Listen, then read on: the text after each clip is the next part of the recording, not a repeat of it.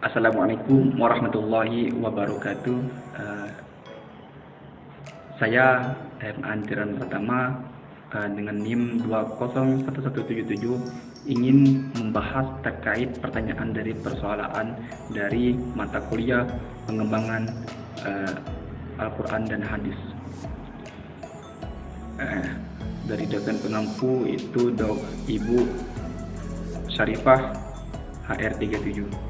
Oke, langsung saja kita akan membahas pertanyaan yang disampaikan oleh Ibu. Yang pertama itu, jelaskan apa yang Anda ketahui tentang mengenai kedudukan dan fungsi Al-Quran.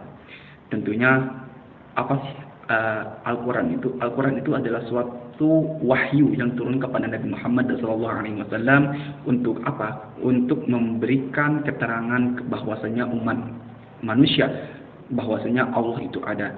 Terus, kedudukan Al-Quran, tentunya kedudukan Al-Quran itu yang paling tinggi. Nah, jadi Al-Quran itu adalah yang paling tinggi.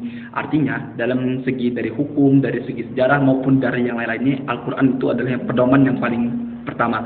Terus, dari segi fungsi Al-Quran itu ada banyak. Namun, yang ingin saya sampaikan itu hanya beberapa poin saja. Namun, yang fungsi Al-Quran itu ada pertama sebagai pedoman hidup bagi manusia. Artinya dalam isi kandungan Al-Quran itu ada beberapa mengajarkan tentang kebaikan, tentang pola hidup dan yang lain-lain. Terus yang kedua, fungsi Al-Quran itu sebagai penyembuh. Artinya semua penyakit bisa disembuhkan dengan Al-Quran. Terus yang ketiga itu Al-Quran itu sebagai rujukan kita untuk mendekatkan diri kepada Allah supaya mendapatkan pahala. Oke, lanjut saja. Kita yang kedua itu adalah mengenai sejarah penghimpunan dan pembukuan Al-Quran.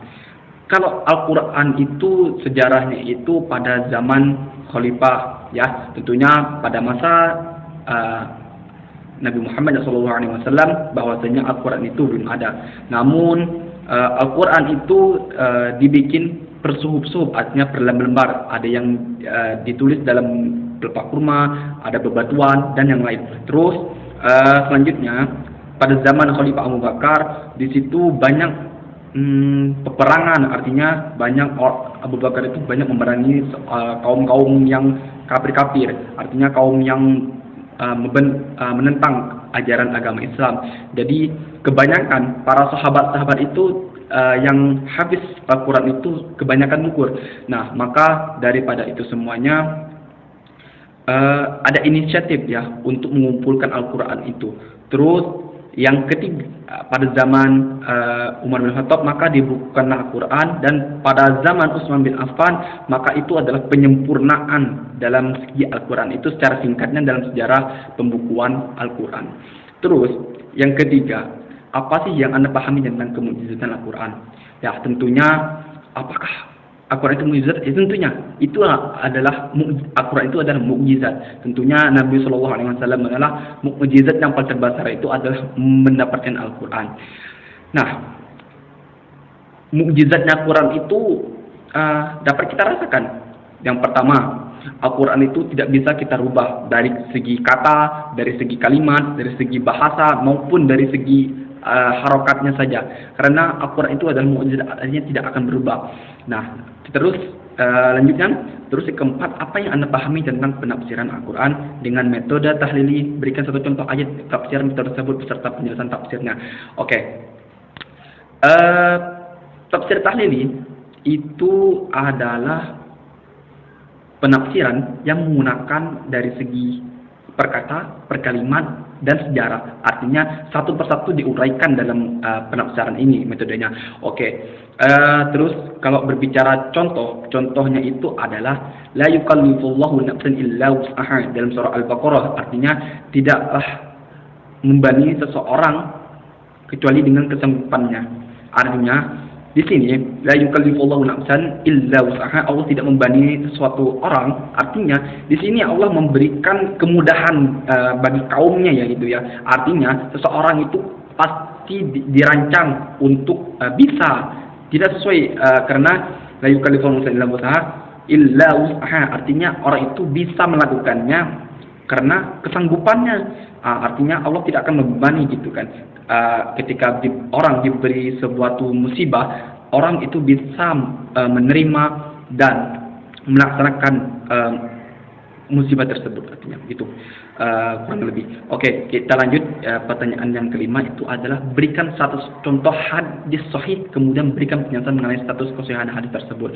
Oke, kalau mengenai contoh hadis sahih itu kan ada banyak, namun saya berikan satu contoh, yaitu al-bayyanatu sab'un lati la'anallahu fiha al-mahabbaina fil ba'dati. Nah, artinya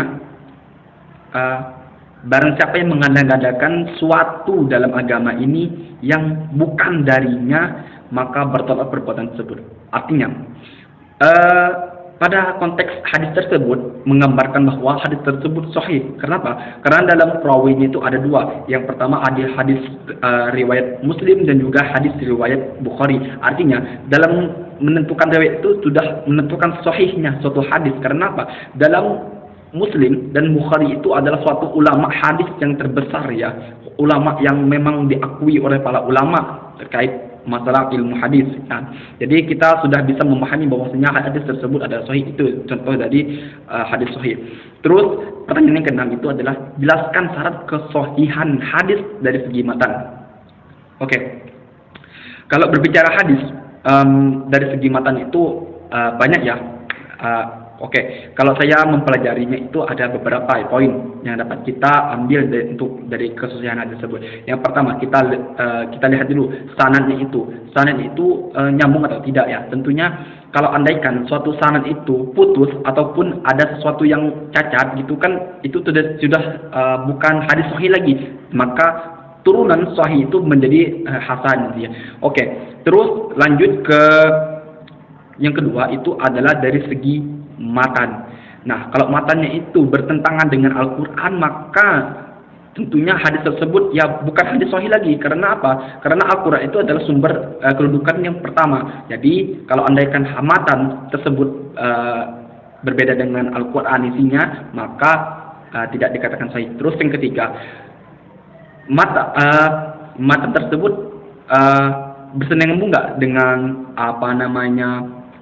kehidupan Nabi. Kalau andaikan bertentangan dengan kehidupan Nabi, ya tentunya hadis tersebut bukan sahih lagi gitu kan. Walaupun sanad dari itu agak nyambung gitu kan dari segi sanad. Terus yang keempat itu adalah lebih dari perawinya.